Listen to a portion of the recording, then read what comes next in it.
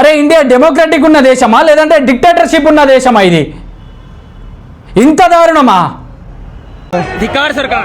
अब यहाँ पे देखो सांस लेने दिक्कत हो जाएगी, पीछे हटना पड़ेगा, पीछे।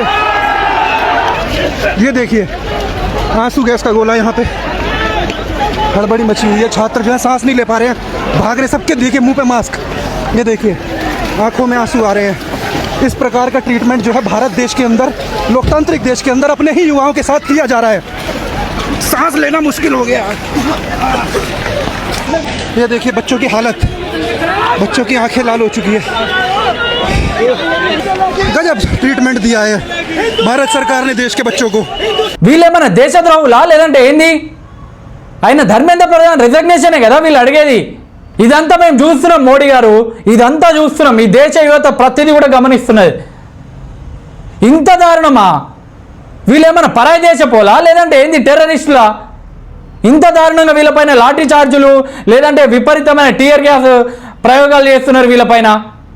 ఈ రాజకీయ నాయకుల కొడుకులు, ఆ పార్లమెంట్లో ఉన్న ఎంపీల కొడుకులు ఎక్కడున్నారా?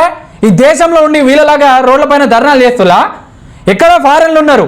మీకు ఓటేసి గెలిపించిన మీరేందంటే ఇంత నిర్లక్ష్యంగా సభ మధ్యలో వెళ్ళిపోతారు, అది పట్టించుకోకుండా వీళ్ళ గురించి. जंतर मंतर पे हजारों बच्चे वहां पर आए हैं, वहां लाठी चार्ज हो गया है।